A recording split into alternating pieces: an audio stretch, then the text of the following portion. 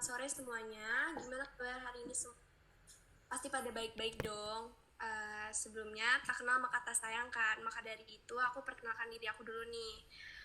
Hai semua, nama aku Adinda Salsabila dari Universitas Katolik Parayangan. Dan di sini aku ditemenin sama teman-teman aku juga. Boleh perkenalkan dirinya yuk teman-teman. Halo, aku Alexis Presia Tamrin. Halo, aku Alessandro Diagonis Piananta. Halo, aku Raisa Harga. Halo, aku William Chandra Wijaya. Halo, aku Raisa Amelia.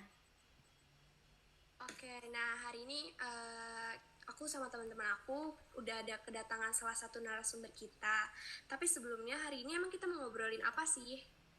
Jadi hari ini kita mau ngobrolin tentang retaknya kesatuan Indonesia akibat menurunnya pengamalan terhadap sila pertama, yaitu ketuhanan yang Maha Esa. Nah, benar banget tuh kayak yang disampaikan sama Ale. Hari ini kita mau bahas retaknya persatuan Indonesia akibat turunnya pengamalan terhadap sila pertama. Maka dari itu, yuk kita juga kenalan sama narasumber kita. Selamat sore Ibu, apa kabar? Boleh memperkenalkan dirinya, Bu? Oke, selamat sore semuanya. Ya, nama saya Jong Sekyun. Ya, saya melayani atau menjadi pendeta di Gereja Kristen Kalam Kudus, Bandung di Jalan Pasundan nomor 78. Cukup perkenalannya. Oke, baik. Semoga tetap sehat dan dalam keadaan baik terus ya, Bu. Ya, Bu, kan hari ini kita mau ngebahas tentang letaknya persatuan Indonesia akibat turunnya pengamalan terhadap sila pertama nih, Bu. Kalau dilihat dari keadaan sekarang, anak-anak masih kurang menyadari bagaimana pentingnya makna Pancasila di kehidupan sehari-hari. Aku punya pertanyaan nih, Bu. Menurut Ibu, apa sih makna dari Pancasila itu sendiri? Ya, bagi saya Pancasila merupakan itu ya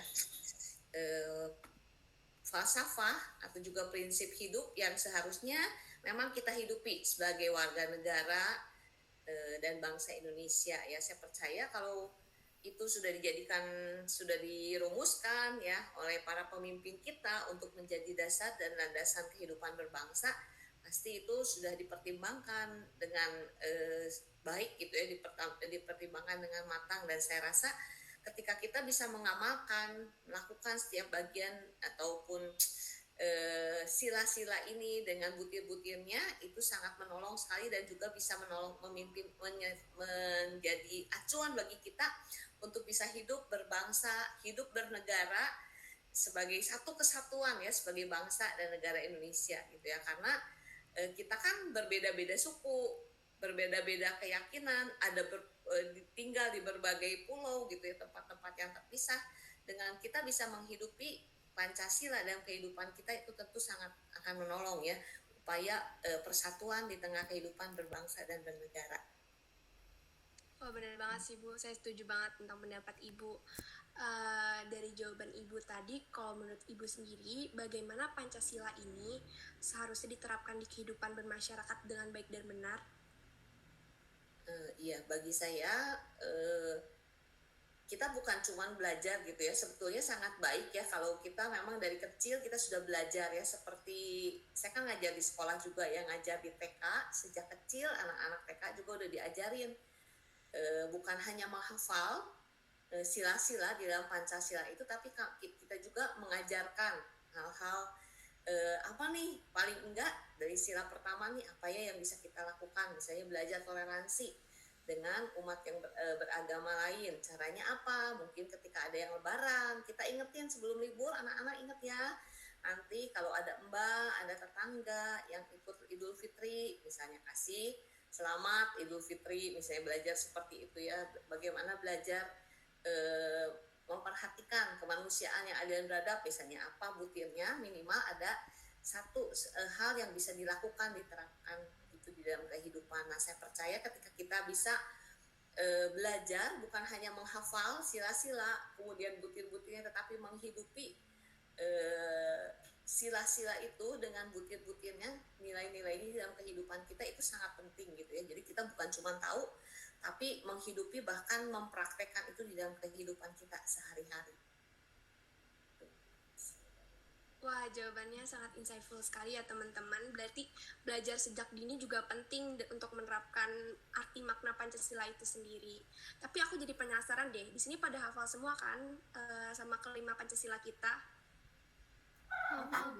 Hafal dong. Mantap, kalau nggak hafal keterlaluan sih. Nah, meskipun mau tapi masih atau bukan mengenai pernyataan terhadap anak muda zaman sekarang yang masih kurang hafal atau kurang tepat dalam menyebutkan Pancasila dengan baik dan benar. Bagi saya seharusnya itu kan cuma sedikit ya, cuma 5 sila. Harusnya memang kita menghafal itu gitu ya. Kalau butir-butirnya kan memang banyak banget gitu ya, setiap sila ada butirnya, tetapi minimal kita bisa mengerti lah garis besarnya. Dan ada baiknya sih dari kecil kita menghafal itu, dan saya percaya kalau kita dari kecil menghafal ya, biasanya itu kan lebih ingat gitu ya, sampai besar itu akan lebih ingat gitu ya. Dan saya rasa bukan hanya tugas guru-guru, tetapi orang tua di rumah itu juga sangat perlu berperan aktif mungkin untuk mengingat, menolong anak-anak belajar menghafal gitu ya. Mungkin ini beranjak dari pengalaman saya gitu ya, karena mama saya juga suka gitu, ayo Pancasila gitu ya. Nah kadang-kadang ketika main sama tetangga, ayo menghafal, bukan menghafal perkalian aja tetapi juga Pancasila gitu ya. Nah itu saya percaya, saya rasa itu sangat menolong ya untuk mengingat dari kecil, menghafal sehingga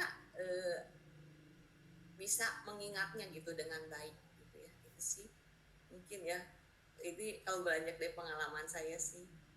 Iya Bu, benar banget. Berarti lingkungan tuh sangat mendukung ya untuk proses menerapkan itu Pancasilanya. Nah, aku mau nanya ke teman-teman pendapatnya. Kalau menurut Caca, gimana sih pandangan kamu tentang kurang hafal atau tidak tepatnya dalam penyebutan kelima sila ini? Kalau menurut aku sih hal ini sangat disayangkan ya. Soalnya kan sebagai masyarakat Indonesia seharusnya kita hafal dan meresapi nilai-nilai dari Pancasila agar kita bisa mengamalkannya dalam kehidupan sehari-hari sebagai masyarakat yang bernegara.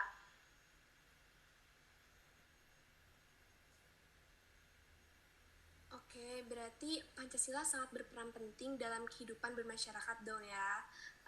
Teman-teman ada yang mau berpendapat lagi nggak? Aku mau. Aku setuju banget sama pendapatnya Caca soal Pancasila. Soalnya Pancasila itu kan juga merupakan dasar negara. Jadi Pancasila itu juga dijadikan sebagai pandangan dan pedoman hidup kita sebagai warga negara di Indonesia. Nah, kalau kita itu nggak hafal atau ada salah penyebutannya, itu menurut saya itu merupakan kesalahan yang sangat fatal ya. Karena secara nggak langsung itu kayak kita menunjukkan bahwa kita itu memiliki sifat egois terhadap kita sendiri, dan juga kayak jadi tidak mau tahu apa yang terjadi dengan negara kita. Gitu dari aku. Bener banget nih, apalagi kalau penyampaian silanya salah, maknanya pun jadi dapat berubah. Sekarang aku mau balik lagi ke Ibu, mau nanya lagi. Bagaimana menurut Ibu pentingnya sila pertama untuk menjaga persatuan dan kesatuan Indonesia? Ya, sila pertama, ketuhanan yang Maha Esa gitu ya. Bagi saya itu penting sekali di dalam kehidupan beragama, karena bangsa kita kan beraneka, bukan hanya dalam budaya tetapi juga di dalam agama ya. Dan masalah beragama, keyakinan iman itu adalah masalah pribadi setiap orang gitu ya. Karena itu nggak bisa dipaksakan, tetapi sebagai orang yang bertuhan seharusnya kita bisa saling menghargai, saling menerima satu dengan yang lain. Dan ketika berbicara tentang ketuhanan yang Maha Esa, sebetulnya di dalam sila itu juga ada penekanan tentang bagaimana kita hidup bertoleransi ya, sebagai umat yang percaya kepada Tuhan. Itu kalau kita belajar dari sisi Pancasila dan sebagai orang percaya ya, tentu Tuhan kita tidak pernah mengajarkan sesuatu yang nggak baik ya, perpecahan, persaingan, atau pemecah belahan ya, tetapi tentu belajar untuk saling mengasihi, saling menerima. Dan saya percaya kalau kita percaya kepada Tuhan yang benar, Tuhan yang hidup, Tuhan yang esa itu, tentu kita juga akan menghargai, kita akan mempraktekkan itu dengan belajar mengasihi sesama kita. Kalau kita mengatakan kita tuh menghormati Tuhan, mengasihi Tuhan, harusnya kita bisa mengasihi sesama karena sesama kita juga adalah ciptaan Tuhan. Gitu ya. Jadi kita juga harus mengasihi dan menghormati mereka gitu, dan menghargai hak setiap orang serta keyakinan mereka ya, sekalipun mungkin berbeda dengan kita. Setuju banget pendapat Ibu, benar semua. Aku ada yang mau ingin bertanya teman-teman? Ada yang oke, boleh. Jadi gini, Bu, saat ini kan banyak terjadi pemaksaan kehendak dalam beragama. Intoleransi masih ada di mana-mana dan sering terjadi. Bagaimana tanggapan Ibu mengenai permasalahan ini? Ya, mengenai hal ini kembali lagi kepada kita ya, masalah iman, keyakinan kita kepada Tuhan itu adalah pribadi, sangat subjektif karena setiap orang punya pengalaman iman sendiri dengan Tuhan gitu ya, dan memang pengalaman dengan Tuhan itulah yang membuat seseorang bisa percaya dan menerima Tuhan sebagai Tuhannya, sebagai juru selamatnya. Karena itu sebetulnya nggak bisa dipaksakan gitu ya. Setiap orang juga punya waktu yang berbeda-beda, punya kesempatan yang berbeda-beda, punya pengalaman yang berbeda-beda ketika mereka mengambil keputusan untuk beriman dan percaya kepada Tuhan gitu ya. Kalau misalnya di dalam kekristenan, iman itu, kepercayaan itu harusnya timbul dari apa? Dari hati yang percaya, mulut yang mengaku, dan itu pasti nggak bisa dipaksakan dari luar gitu ya, harus lahir dari dalam diri setiap orang. Keputusan yang diambil itulah yang harusnya menjadi keyakinan atau menjadi iman, kalau lebih jauh mungkin dengan agama setiap orang. Karena itu dalam hal ini saya saya tuh lebih menginginkan atau berpendapat lebih baik hal ini nggak bisa dipaksakan gitu. Jadi kita tetap harus menghargai keputusan setiap orang, harus menghargai juga iman setiap orang gitu. Terima kasih Bu atas tanggapannya, setuju banget sih. Jadi semuanya balik lagi ke individu iman masing-masing ya Bu ya. Nah, balik lagi nih ke aku. Indonesia memiliki berbagai macam suku, agama, ras, dan budaya. Hal ini menjadikan kita memiliki semboyan Bhinneka Tunggal Ika yang artinya berbeda-beda tetapi tetap satu jua. Nah, menurut Ibu, apakah yang harus dilakukan untuk menjaga kebinekaan tersebut agar tetap utuh? Dan bagaimana cara kita untuk menerapkan nilai luhur yang terkandung pada sila pertama untuk menjaga kebinekaan, terutama pada kasus perbedaan agama yang ada di Indonesia? Ya, oke, terima kasih. Kita ya Bhinneka Tunggal Ika sebenarnya itu udah kekayaan ya bangsa kita. Kita punya banyak suku, banyak budaya, punya beraneka gaya hidup, latar belakang dan sebagainya. Tapi di dalam kekayaan itu seharusnya memang kita tetap bisa saling bersatu, saling melengkapi satu dengan yang lainnya. Ketika kita bersatu satu dengan yang lain, tetap berprinsip kepada ya Tuhan menciptakan kita unik. Setiap orang berbeda-beda. Ketika Tuhan menciptakan kita berbeda-beda, pasti setiap orang tuh berharga. Karena itu seperti Tuhan menghargai setiap orang, kita juga harus bisa menerima orang-orang yang lain, termasuk mereka yang berbeda suku, berbeda agama, berbeda latar belakang, ya, berbeda bahasa, gitu ya. Nah, sila kesatuan, sila nomor 1, ketuhanan yang Maha Esa itu, ya seharusnya menjadi dasar dan prinsip sih bagi kita sebagai orang yang bertuhan, ya, orang yang percaya kepada Tuhan. Ketika berbicara tentang kesatuan di dalam kekristenan juga, itu sebetulnya tidak berbicara sama, seragam gitu ya. Tetapi justru bagaimana di dalam keberbedaan kita itu bersatu sebagai satu tubuh Kristus ya. Kalau di dalam kekristenan, kalau kita belajar dalam 1 Korintus 12 ayat 1 dan seterusnya, kita melihat bahwa kekristenan atau tubuh Kristus itu seperti tubuh gitu. Ada mata, ada telinga, ada mulut, ada tangan. Tapi itu menjadi kesatuan, walaupun berbeda-beda tetapi satu dan justru bisa saling melengkapi. Dan saya rasa prinsip itu juga yang seharusnya dimiliki sebagai bangsa Indonesia ya, dengan berbagai suku, berbagai latar belakang, berbeda kepercayaan, keyakinan, iman, justru di dalam itu juga bagaimana kita bisa saling melengkapi, saling mengisi gitu ya. Nah, tapi memang prinsipnya sebagai orang percaya ya kita perlu mengajarkan, tetap memberitakan kebenaran ya, kebenaran, percaya kepada Tuhan yang benar, keyakinan yang benar, dan bagaimana di dalam keberbedaan itu kita tetap bisa hidup di dalam kebenarannya, kesatuan di dalam Tuhan. Wah, setuju banget Bu. Aku jadi sekarang makin ngerti nih artinya kesatuan bagi Indonesia. Nah Bu, aku punya pertanyaan lagi Bu. Pertanyaannya, apa tanggapan Ibu mengenai kelompok radikalisme yang hanya mementingkan kepentingannya sendiri, seperti contohnya ada pengaboman gereja dengan maksud untuk menggantikan ideologi Pancasila dengan ideologi yang mereka anut dan ingin menjadikan Indonesia menjadi negara khilafah? Ya, kembali sebetulnya kepada falsafah negara kita, kepada Pancasila, sebetulnya hal itu tentu sangat bertentangan dengan Pancasila, dan itu juga sudah bertentangan dengan iman kita ya, kekristenan juga gitu ya. Karena ketika berbicara tentang radikalisme, itu kan berbicara tentang keinginan untuk mencapai sesuatu dengan cepat gitu ya. Biasanya kan dan kalau itu sekarang di Indonesia itu memang kita melihat agama ditunggangi dengan politik. Nah, sehingga terjadi radikalisme itu gitu ya, ketika ada orang-orang yang tidak bertanggung jawab yang menginginkan negara ini dilandaskan pada satu keyakinan tertentu ya, sehingga melakukan gerakan radikalisme. Nah, bentuknya apa gitu ya. Nah, sebetulnya ya misalnya seperti pengeboman gereja atau pengeboman rumah ibadah yang lain gitu ya.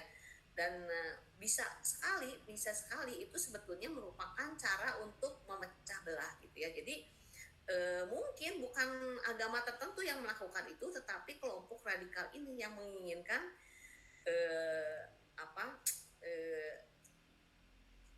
tujuan mereka tercapai, sehingga menggunakan ini dengan mengkambing hitamkan salah satu agama gitu ya. Jadi dengan misalnya pengeboman gereja nih, mesti kayaknya sama golongan ini golongan itu, pengeboman masjid nih misalnya, ini pasti golongan ini. Tapi sebetulnya di balik itu ada mungkin tujuan untuk memecah belah, untuk pada akhirnya adalah mereka ingin mencapai apa yang menjadi tujuan mereka gitu ya, satu kelompok ini, untuk menjadikan mungkin negara ini hanya berlandaskan pada satu keyakinan yang mungkin menjadi mayoritas di dalam negara kita gitu ya. Nah, saya sendiri tentu tidak setuju, tentu itu sangat bertentangan dengan Pancasila dan juga bertentangan dengan iman Kristen.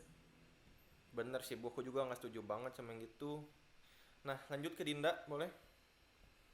Wah, menarik sekali ya pembahasan kita kali ini. Jadi kesimpulan dari podcast hari ini adalah pengamalan Pancasila, terutama sila ketuhanan yang Maha Esa, sangat penting untuk dilakukan dalam kehidupan sehari-hari demi menjaga utuhnya persatuan dan kesatuan Indonesia.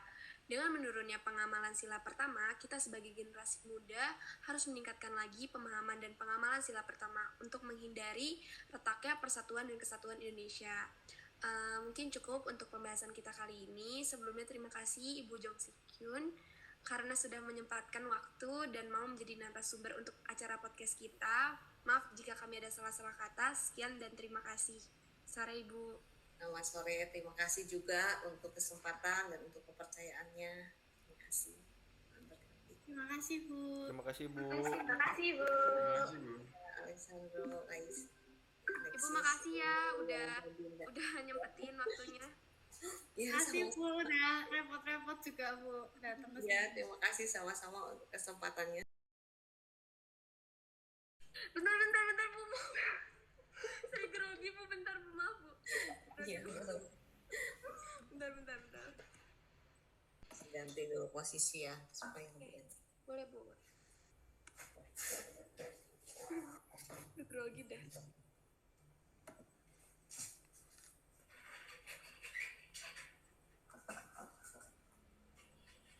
lebih terang.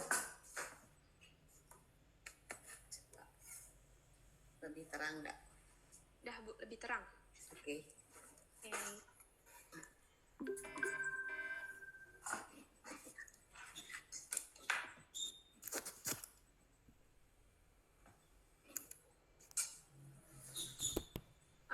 boleh di mute dulu nggak?